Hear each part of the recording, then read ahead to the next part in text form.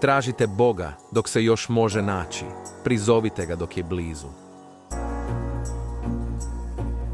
Neka zli napusti svoj put i grešnik svoje misli.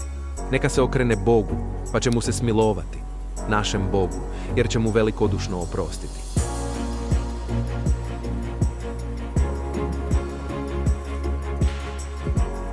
Moje misli nisu vaše misli i moji putovi nisu vaši putovi.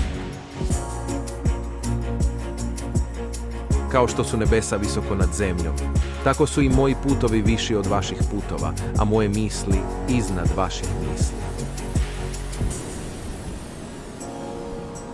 Kiša i snijeg padaju s neba i ne vraćaju se dok ne natope zemlju. Zato ona rađa i klija, daje sjeme sijaču i kruh onome tko ga jede. Tako se ni riječi koje ja izgovaram ne vraćaju meni bez učinka, nego ostvaruju ono što želim i uspijevaju u onome radi čega sam ih poslao. Odavde ćete otići u radosti, bit ćete vođeni u miru. Planine i bregovi pred vama će pjevati, pljeskat će vam sve poljsko drveće.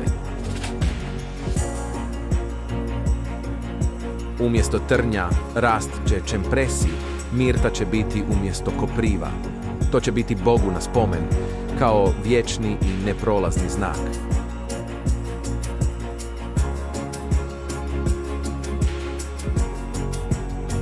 Moje misli nisu vaše misli i moji putovi nisu vaši putovi.